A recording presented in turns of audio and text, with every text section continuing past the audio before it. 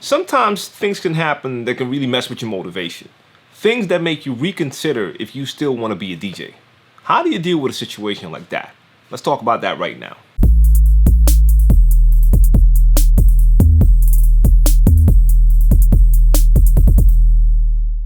Hey guys, what's going on? It's djTLM. You're watching djTLMtv. Time for a Q&A video, and this is all about motivation.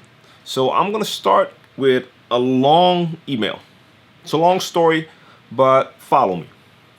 So this is an email from Jack. He's 20 years old and he goes to college. And he started to learn how to DJ a couple of months ago, and he always enjoyed watching my tutorials and figuring things out on his own. Always a good thing. Now, the first opportunity came when my friend had her birthday party when she asked me to DJ for them. Since they're just a few college friends, I decided to just go and have some fun with it. It turned out just awful, and it seriously hurt me and my desire to DJ anymore. Not because I messed up on cues or made songs sound bad, it's because all of my friends hated the music I played. I was playing trance, house, electro, just dance music in general, but all they wanted to hear was the hottest rap, hip-hop, or trap songs, which I know nothing about because I just personally don't like them too much. All the passion that got me started to DJ has went away now, because it's really frustrating to know that there's not a single party will enjoy anything I play. I need some advice. I understand where you're coming from, man. Not this particular situation, but as a DJ, we all go through certain situations at gigs where it is just not that much fun. And it can make you reconsider if this is really something you want to do. This can happen. I've had gigs where I really had to switch a button in my head and just say to myself, okay, right now it's just a job.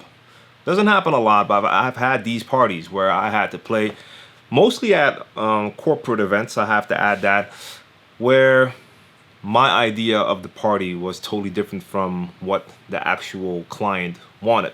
And it turned out that for half of the night, I was more or less background music.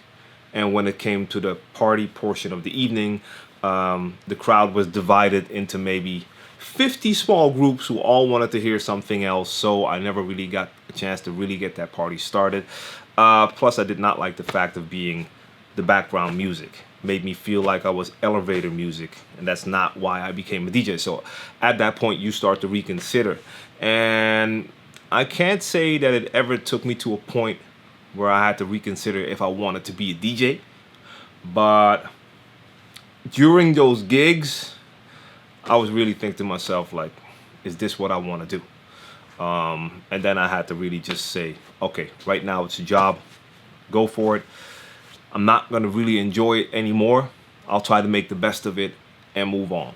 But in your case, your experience demotivated you so much that you're now considering if you even want to continue doing this. So first of all, always think back to why you started to get into DJing. Because for me, it was all about the love for music, and I just love playing music. On top of that, I'm a turntablist. I like messing with the turntables. I will never lose my love for that. So that is always my starting point. And that's the key to longevity too. You have to come from love. I mean, nowadays, of course, you have people who see these big time DJs and their main motivation is money. You're probably not going to succeed or last long. Or you're just so business minded that you do make it work, but not from an artistic standpoint, but just because you're so business savvy. But for most of the DJs, we're probably more the artistic side than the business side. And it has to come from the love. But you have to find for yourself, find that motivation that got you started in the first place. So for me, it is that love, and that love will never go away. So as soon as I hear my music again, I'm good. Now, the point that you mentioned in your email that did get me is you feel that there's not a party out there where people will enjoy the music that you play. I'm going to get to what mistakes you made in a minute, but let's start with that. It's not true. There are definitely parties where people will enjoy the music that you play. They might not be where you live, so you might have to look for those. You might have to travel to go to those gigs, but they're going to be out there. And if not, if they don't exist in your area, see this as motivation to be the first to start organizing small parties where you play that type of music. If you like that music, you probably know some people who also like that music. Start with them. Organize a small thing, even if it's in a basement or a garage or whatever. Small. Next time expand, make it a little bit bigger. The music you mentioned, like techno, electro, I forgot, but I mean, there's a lot of people who like that music. So there is an audience out there for you. Don't get it twisted. There is an audience out there for you. So let that be some motivation, first of all. Let's take it back for a second. You got asked to play at a birthday party for some friends. Well, I guess they were not close friends, or at least not close enough for you to know their musical taste. And this is always important. Whatever type of party it is that you're going to play, if it's a club, a festival, a bar, a birthday, a wedding, you need to know in advance what type of music your client is expecting. And even if it's not a client, even if it's just some friends and you're doing them a favor, you have to know what type of music they're expecting, or communicate clearly, this is the type of music I play. You want a party, if you want me to play, this is the type of music I play. If that is not for you, you shouldn't get me for your party. So there needs to be a line of communication when it comes to the type of music that they expect and the type of music that you play.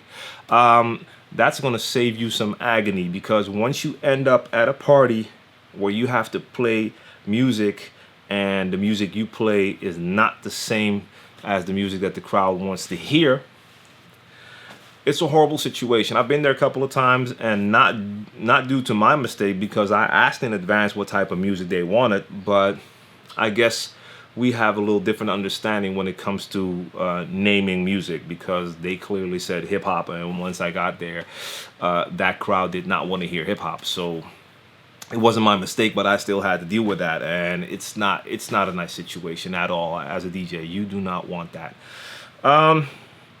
So basically, make sure you know where that motivation comes from. Find that love for why you started in the first place. Find that love. Let it motivate you. Know that there's an audience out there for you. And if it's not in your area, you might have to go look for it. If it's not close by enough, organize it yourself. Be the first. Because if it's not being done where you live and you're the first, you might be onto something nice, and you might really build a nice audience for yourself. So stay motivated, man. Don't lose it. If you started this for the love, continue to do it, man. Continue to do it. You're still young. You're just learning. You've been doing it for a couple of months. You're gonna get some lows, and there's gonna be some highs as well, for sure.